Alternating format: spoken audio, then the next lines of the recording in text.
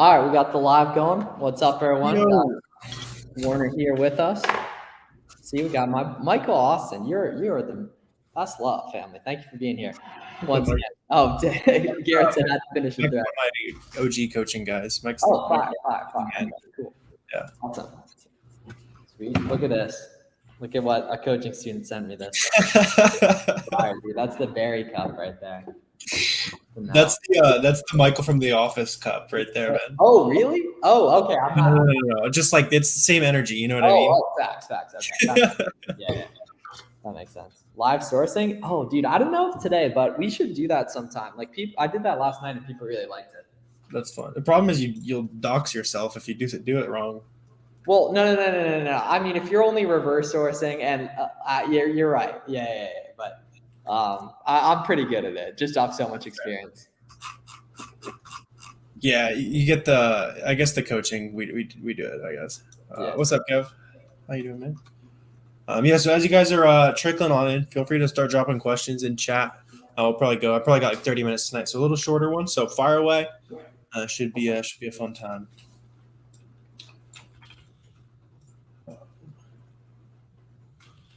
What's up, Kev?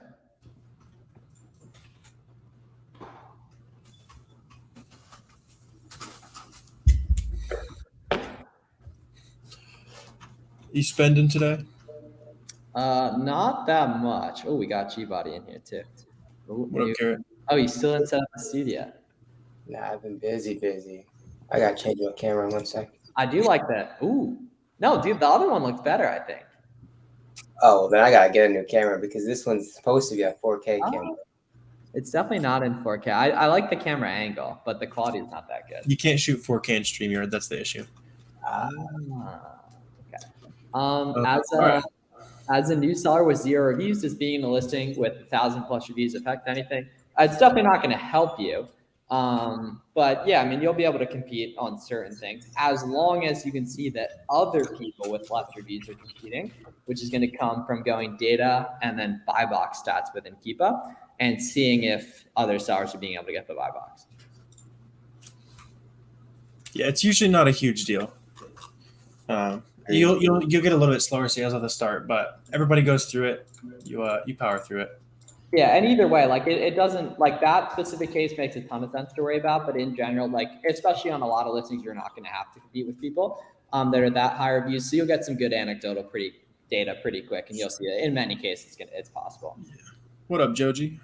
The book king. Joji posted a new video today. It was on my recommended. Best way to find OA products that not everyone else has already found. Yes. So do not focus on big sales happening on certain websites if the goal is to find stuff other people aren't finding, right? Understand that basically every website has some sort of discount or multiple discounts that you can get, right? And now you're going to have to work hard to find that. But the nice thing is when you do find it, you can catalog it and keep track of it and be able to use it again and again. Right there. So that's what I would say is like either find the sales right when they're happening or focus purely on coupons and get really down and dirty understanding rewards programs, discounted gift cards, and talking to other sellers because that's going to help you find other opportunities too. And I think the important thing to note with a lot of those like big sales like Nike, Dick's, Kohl's, and stuff like that, it's not necessarily you skip over them, but you have to account for them early. Right. So maybe your standard 13, 15% margin is 30, right? When you're buying off like a site-wide sale, right? Similar to how we sort of like bake in that risk mitigation with shoes. You want to sort of do the same thing with these big sales because you account for the market coming down a bit to reality. You account for all the added supply during the market, which is ultimately going to drive down the buy box. So it's not as to say skip over Nike sales, but you definitely want to account for them in your calculations because on those sales, a 13% margin is going to turn into a 2% margin super quick. Yeah. And it's like you either want to be first in or last out on stuff. The nice thing is actually with this business model, so it's like pretty incredibly easy to be first in if you actually want to and like are like really like worrying about it. And that like you can hop in, like you can list FBM stuff before it touches down if you're experienced with that website. Yeah, you got to be quick. Yeah. Get scrappy. Yeah, that's the other thing. Exactly. Yeah, and you have that power. FB, you can just be fast. Like that's Yeah, like I've been talking to some dudes who are like even Justin in chat. We were talking the other day. Like he's sales tax exempt, and so I was like, bro, just run up FBM for during back to school. You'll beat everybody else. Like that's it. Yeah, that's huge. That's a Like huge people advantage. aren't even trying. Like your competition like is not trying. Like you can, and the problem is when you're new, they've been doing it longer than you, so they have it easier. The nice thing is that changes over time, and everything. I'm a seller from Pakistan. Can I find profitable online arbitrage products? Please explain. Yeah, if you can, everyone course, else yeah. can. You're in the right place. That is a great. What's up, guys? Have any recommendations for FBM templates? Want to get? I think Miles, you have a good one, right? Yeah. The nice thing is templates. There's not much you can do. I would just recommend doing free shipping, and then like $15 plus $1 a pound, $15 plus $1 a pound for 2-day and expedited. Right there. However, if you can, this is such free game for all of you guys. Please do 0-day handling time if you can. Yeah, you're gonna increase your skyrocket your buy box share. And now you're probably not gonna want to live that life forever of having to ship stuff out super quick. But in my opinion, it actually saves you a bunch of time with how much quicker you're going to be able to learn with that process, and how much more fun it's going to be to see sales coming really quick, and how it's going to be able to nicely give you confidence and such. In terms of like estimating cost, if it's under a pound, it's going to be what, like $3 to $4, $5 across the country. Sorry? If it's under a pound, it's going to be what, like $4 or $5 to ship? First class. I got to figure out the new first class pricing. I'm pretty sure they like stopped naming it first class and just increased everything by like $1, which is fine. Like the market will adjust. Right there. I'm coming up to my first Q4. I know we are not there yet, but when would you guys start sending that stuff in? So a lot of people start to trip over Q4, especially if you have been selling the past couple of months. Just continue to do what you're doing. Don't really change anything. Just obviously everything's going to sell more, but gain, sort of like what Miles was talking about, gain that anecdotal evidence your first Q4. Don't necessarily change too much. Don't go heavy into a bunch of seasonal stuff. Don't go shifting models. Just double down on what you are doing, what you know, what you're comfortable with. Maybe look for some extra capital, accounting for some more volume. But I wouldn't change too much, especially being your first Q4. If it's your first Q4, I would never send in stuff for Q4.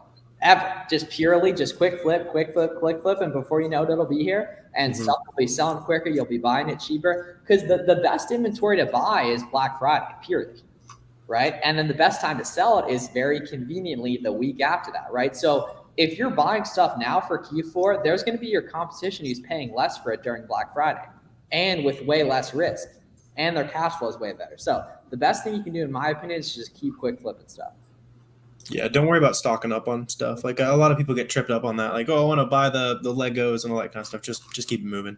Yeah, what's clutch is that like everyone worries way too much about preparing for Q4 and then works way too little during Q4. Like you got to be in the trenches if you're really about it. Like, and it's like, you're trying to make those first like 10, 20K profit months. Like that's the way to do it with the least risk and the best cash flow cycle. Not even close. I have a bunch of products in FC trends. What is the average time for it to be available? Unfortunately, that's a tough one. Like it really depends. The key is honestly just to like send in enough inventory you don't even notice. FC takes a little while and such, but it can be anything from like a week to like several weeks at some time. Yeah, it can take a couple weeks. They're slowed down with Prime Day. They just got hammered, so stuff's still a little slow. Yeah. Wow. Chris, I miss those days, man. When I used to go to the that's outlets, buying inventory in the store and selling it before you check out. Those do hit different. The best was selling the stuff FBM before you even bought it. The Dick's Sporting Goods days. That stuff was it's like how many people would have been incredibly like nervous about that or whatever. Like it's not a big deal. Like 50 years ago they would have been sending us to Vietnam, man. Nothing's risky out here. Now we can just walk into a store with something. Yeah, bro. Nothing's risky. FBA OA profit is hard to build. I mean, hard is relative. No, it's not. Right? Yeah, go work a job for 50 years. That's hard. Right? Yeah, like, both is difficult. One is on your own time at least. Yeah, and one is like you do with your friends. It's like How do you FBA Nike slides and boxes? Do you rubber band? So all shoes are going to operate the same. You got to like secure the box in some fashion, whether it's a rubber band, whether it's, the one of those see-through poly bags, whatever the case may be, you have to secure the box. And that's really all there is to it. It's going to be more expensive to ship. Keep that in mind with FBA, just because FBA shipping charges are based on volume, not necessarily weight. So, SellerAmp estimates, I think it's like 30 or 40 cents per pound. Your shoes are probably going to be closer to $1 or $1.25-ish.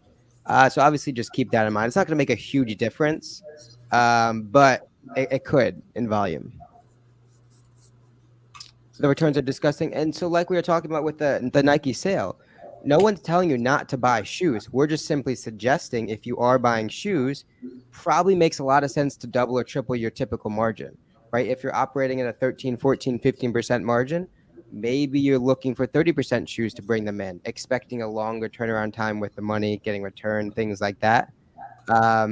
We're just trying to proactively manage our money and our risk as much as possible, right? That's all we're trying to do when we're talking about the sales, when we're talking about shoes, women's clothing, that sort of thing. Yeah, Warner, that reel you posted with the green screen was dope. I love that format. I think I'm gonna start doing more of that. That's fun. Yeah, because it's super engaging too. Yeah. Is hazmat any different than dangerous goods? I actually don't know. I think it's interchangeable. Yeah. Okay, cool. All right, good. So we're all and so SellerAmp has an H error thing and also has a DG. So I don't know. Maybe not. Yeah. It's all classified under the same storage type though, so I don't know if there's a difference. Like it could be old phrasing. Like I'll ask them about it why we have different ones. They probably I don't know. I could also be tripping. I thought there was different, but there may not be. I don't know. What's your percentage profit in OA? I actually really don't do any OA anymore specifically. It should be well optimized. Like RA, I'd say if you're like working really hard with RA, you can do above 20%. Does it make sense to do 20%? Absolutely not. Just work a lot less hard to make 15. OA 10 to 15 pre-cash back. And depending on what type of stuff you sell, you can get like 5% cash back average. Everything.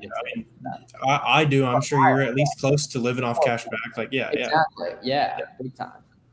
Is it worth filing safety claims for $40 shoes? Yes, absolutely. UPS is free pickups. I've noticed what Prodigy was talking about. Dangerous Kitchen has its own batteries. Hazmat's like chemical type stuff. I'll look into it. I think it's mostly the same thing though. Like anybody in this chat, like you probably don't need to worry about the difference there. What should I do about a product if the data doesn't match or seems off? I mean, there's always going to be glitches like that. For example, I found a product that had 1% of reviews and hadn't really gotten any in a while. So 1% of reviews on something that moves cumulatively 200 times a month is a lot different than something that gets 1% of those reviews and the listing moves 10,000 times, right? So it's not necessarily the percentage of reviews of that listing. It's relatively speaking, how fast is that listing moving? And then quantifiably, how much is that specific variation moving? G-Body spitting on it. Let's go right there. Best street pricer software. So I'd recommend BQL. That's what I use. You can get a free trial if you want to support your boys at the links in the description right there. So the nice thing is you can start that and get 2 weeks for free, basically, right there. So it's pretty solid. Hi there. How important is it to have LLC to start running FBA? Not important. Just start making money. You can set it up at the start if you got like assets you want to protect, but yeah, I didn't have shit when I started to protect stuff. Yeah. I was broke. Like it didn't matter. I was just freaking books on the Amazon account. I had negative assets. Yeah. Are you guys still mainly reverse sourcing storefronts for products? No. However, a lot of the baseline knowledge we use came from originally reverse sourcing, and that a lot of us can look at a product and have a decent idea, especially categorically, right? I can look at a shoe, I can look at a clothing item, have a pretty good idea of the market on it, right? But that takes time. So manual sourcing works, product finder works, reverse sourcing works. It's just taking the time to get good at it, basically. Okay, damn. This was probably the longest we ever made it in stream without an ungating question right there. So that is a record. Yes. Please buy stuff and then just happily get ungated. All retailers. Yeah, if you need to get ungated, there's a ungating store link in the description. Go do that. It's gonna be nice and easy. Yeah, submit wherever you're buying from. We just completely ignore it and rip the invoice. Like it. I mean, that's a huge advantage because when the three of us were coming up. It wasn't now it's like you source, and then ultimately when you find stuff that's profitable, you get ungated when you need to. I think we're all probably back when we all started, we just blindly ungated a bunch of stuff and then found profit on the back end. Right. Let's fucking go, baby. That's awesome right there. Did you retweet it? Yes, I retweeted and quote tweeted. You're acting like I'm not for the boys. That's huge. Come on now, boy. That thread's gonna bump. Acting like I'm not for the boys. Yes, bro. Yeah, receipts. So email receipts, download it as a PDF, and then name it. Name the file the ASIN invoice. So like copy and paste the ASIN and then put invoice. Like make it really easy for the automated system to say yes. Right there. So you can just coupon savings, you're chilling. Oh well, don't return. It's kind of bad mojo to return it, but like, I guess you can if you want. Like, I won't tell these retailers. Does UPS still offer free shipping supplies? Yep, you'll see it on their website. So is USPS does as well. Yeah, there's not. Yeah, that. you have to use it USPS though. That's the don't catch a misdemeanor shipping USPS boxes. It'd be the worst way to commit a crime. Like the worst. UPS been on some shit, bro. My boy G complained. My boy G got beef with everyone. Bro has beef with OA. Bro has beef with the outlets. Garrett, did you know that Prodigy is Jake's little brother? Yeah, he's always in here. Yeah. Oh, facts. Is it too late to start selling on Amazon? Do you think we would be here, sitting here Don't trying to help you guys out, going into a dead business? More money for everyone else. Oh yeah, you're late to the game, bro. I'm sorry. Who cares if Uline ends their contract? What even is their contract with UPS? I have no idea. Yeah. What product did you buy for back to school and regret it after? So it doesn't it would be kind of useless to tell you a product because the data is all that matters, right? And that like a good item could be terrible if your buy cost is too high, right? So I don't know. I guess a couple backpacks haven't gone the way I wanted to last year, but it's like the product doesn't really matter. It's all the data on it. Yeah, and you also have the 80% of your products that go super well, and the 20. Oh, exactly. Yeah. So if you make a mistake, it's not a product mistake. It's come on. Right there. Most profitable sourcing method, keep a product finder.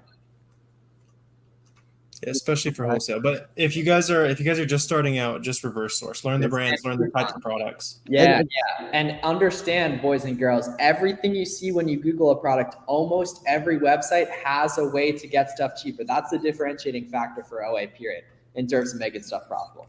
And the important thing is, and I tweeted about this a couple of days ago, right? Any product you look at isn't a dead end, right? It'll ultimately lead you to something greater, potentially a storefront that you can learn from, potentially a new brand that you can learn from, potentially a new niche that you can learn from, right? There's so much information baked in that little box of SellerAmp that gives you all those other storefronts, and that could be infinitely valuable than that one specific product, right? So the product you're looking at may not be interesting, but what are the other sellers that are selling it? Where are they buying from? What sorts of brands are they carrying? What sorts of products they're buying, right? Those are the sort of deductions that once you can make those connections, it brings your business infinitely to the next level. That's a fact. G-Body never lied right there. So helpful with this. Probably like expensive electronics is like probably some of the worst stuff you can sell. Yeah. Oh, yeah. I'd say definitely. High returns. You also got people trying to scam you. You got to do the serial. You got to do the serial number shit. You got to be one of those Amazon sellers that says we record serial numbers in their seller name. That's how you know you're getting piped. If it got to the point where they had to put it in their company name that they record serial numbers, yeah. How do you find websites with items on sale efficiently for OA? You sign up to their email list and their text list, and you talk to other sellers, and you use Sales Gauge. The big thing is you talk to other sellers, honestly, because that's the highest leverage thing by a mile. Luckily, almost none of you guys will do that, and that's why we can have so much easy to find opportunity. But you should do that. Literally 30 minutes ago, got a text and sale back. It's time to go. That's a good question. What should I do if an item tanks a lot? Go back to the drawing board and learn if there were any indicators that suggested it was going to, right? If it tanked or if the price dropped, there was likely an indicator or a nuance or a wrinkle that you missed that next time you look at a product will allude to that future thing, right? So maybe on the product you bought, the offer count started to rise a little bit. Maybe on the product you bought, it was on sale at Nike, right? Maybe on the product you bought, I guess those are the two big ones, right? But there's usually something that happens that's going to allude to that future price. Of course, you're going to run into a leads list or something and you get unlucky and that happens. But the compounding knowledge of this business is going to be a lot more valuable than losing that $200 on that specific product. Okay, I like this. How do you get more sales? Use a repricer. If you're doing FBM, move to 0-day handling time, if possible. And then overall, just, buy higher quality inventory, right? And that, like, the nice thing is, like, your biggest lever you can pull is what inventory you buy. What would you suggest in terms of getting started with OA? I would watch Garrett's videos, Warner's videos, my videos. Get a free trial of SellerAmp. Get a keep a subscription. Take the SellerAmp app and scan any barcode you see at the crib, especially those old birthday presents you didn't open because your family doesn't believe in giving you money, so they gave you useless stuff that you never ended up using. Right there, that probably has that shit's facts though. I mean, am I not spitting facts on that, right? You go and you sell that, and then you go to your local Walmart clearance app, scan a bunch of stuff. You go to your Nike outlet, and you start doing some online reverse sourcing as well. By the way, boys and girls, huge news in the arbitrage world. A lot of states have sales tax holidays in the next month. Look up if your state has a sales tax holiday. Florida's is right now, I believe, right there. So you can make a bunch of extra money and buy stuff that you wouldn't normally buy during the sales tax holidays, right there as well. Yeah, we absolutely ripped that holiday last, I guess 2 years ago when we had a Florida Prep Center. It's like, all right, send it, no sales tax. Nice. Okay, so I wasn't even sure if it worked online low key, but I got it. Cool. All right, even better right there. So yeah, get on that. I'm actually gonna make a video for Twitter about that right after this. Do VAs also do the buying? Aaron, if you've got that many leads and you've got a ton of money, I would look into hiring a buyer. But typically your sourcer is going to be different even than like the manager, and then usually there's also a buyer. That's how we structure it. Buyer. But that's awesome. If you're running into having too many leads, just spend your money on. That's awesome. Yeah, that's another thing. Oh yeah, you were saying. I was gonna say, is that currently how you're structured with like your whole your staff still? Yeah, I think we're at 6 sourcers, manager, and then they send it to the buyer. And the nice part is the buyer doesn't actually have to know Amazon. They just click checkout. So it's anybody who wants to do it. Like, your manager is domestic, aren't they? No. Oh. Is it Leon still? You can't be leaking names, Miles. No. All right, watch it. All right. Thoughts on VA training courses? I think it could be sick. I think that's a very interesting business model too, like the people who sell those. I don't know if you mean for people to buy for their VAs or for VAs or people that want to be VAs. I think it's dope though. I think it's like cool to see the market expanding. Yep. No. Make some orders first too. Like don't worry about it yet. Yeah, everyone's saying my VA as well. The VAs be cheating out here sometimes. If you have a prep zone or sales tax state, make sure you look for categories that are sales tax free all year round. That was the biggest thing. Yeah. Wait, serious?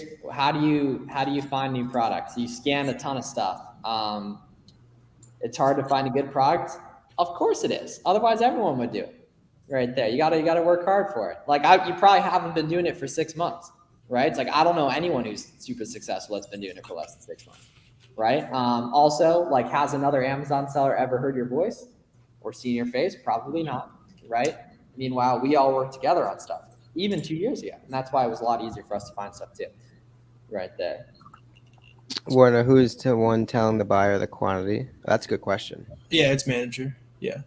Yeah, I might do a. Let me know if you guys would be interested in this, like a more advanced, structuring a team, all that kind of stuff, like a couple weeks. Let me know if you guys would hop on. Like a cohort. I think that's a fantastic idea. I think that is a fantastic idea.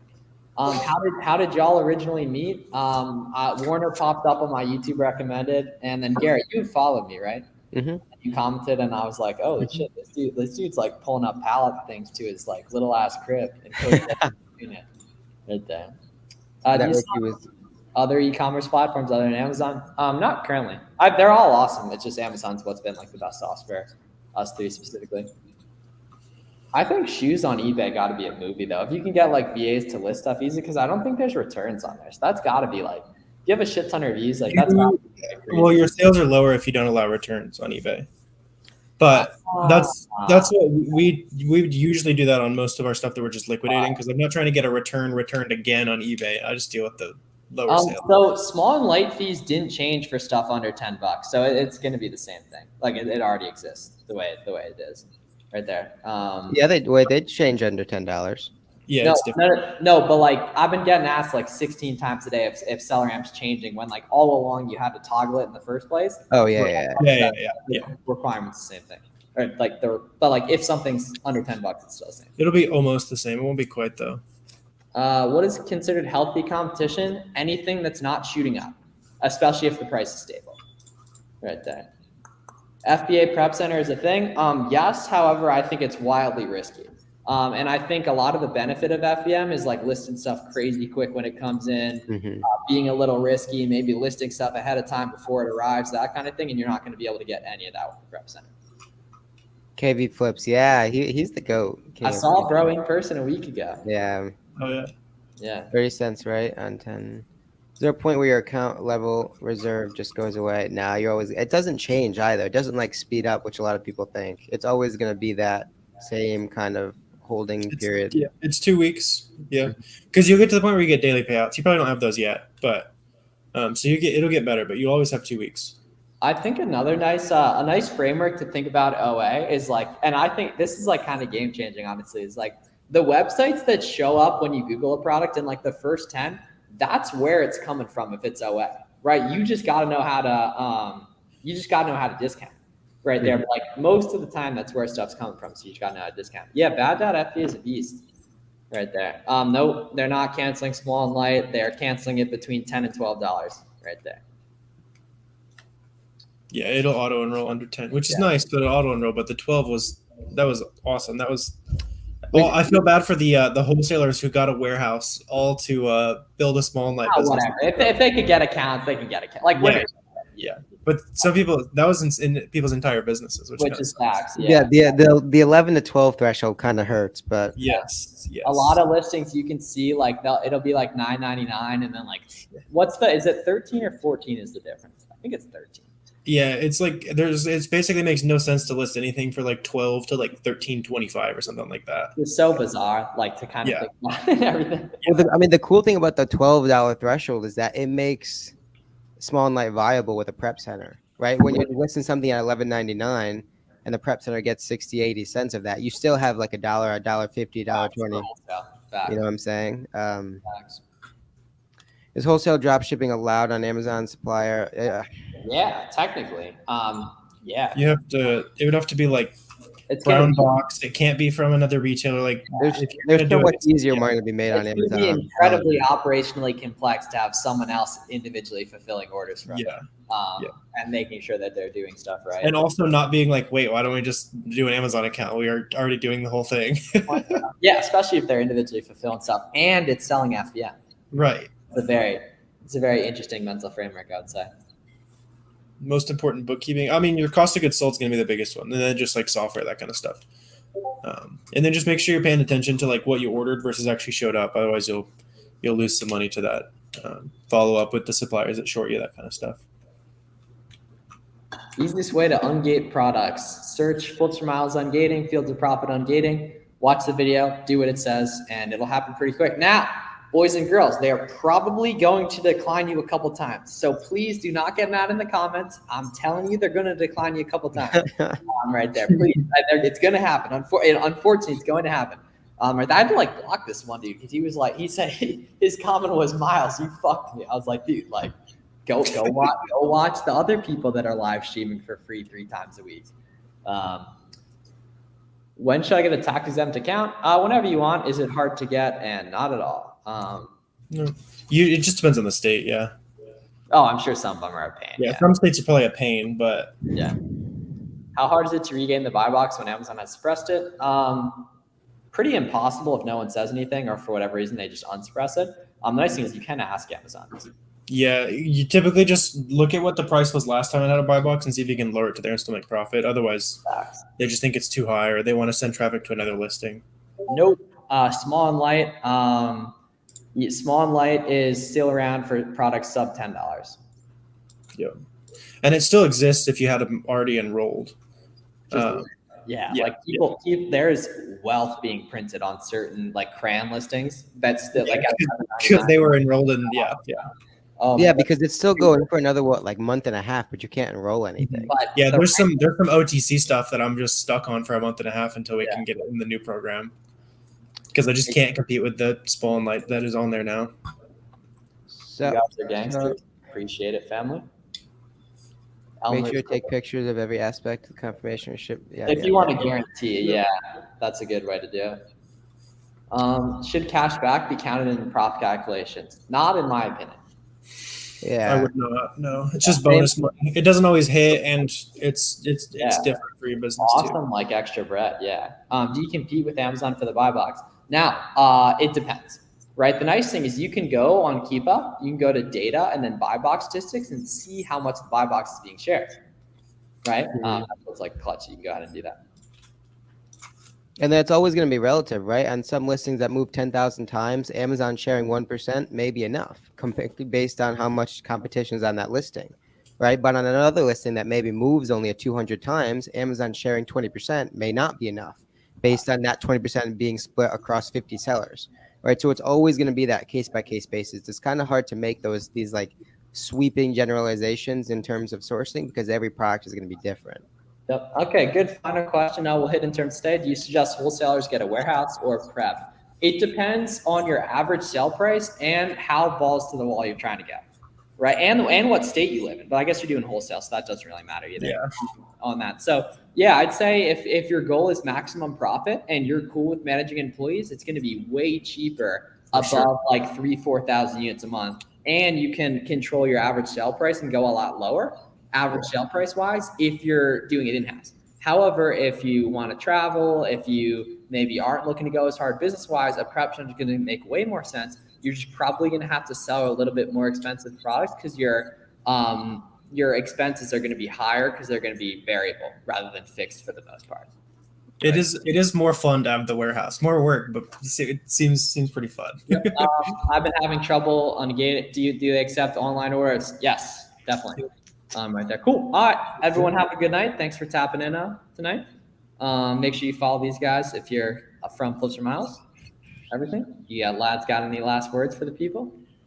Go take action. Go buy something. SellerAmp, Keepa, all you need. Go buy something, and then DM me after you've sourced for a few hours and have good questions. DM me on Discord. Happy to help. All right, cool. Typically, I'm the motivational speech guy, but bro was saying nothing but facts. So we'll talk to you guys. Great. Right there. Cool. Dude, 130 is fun.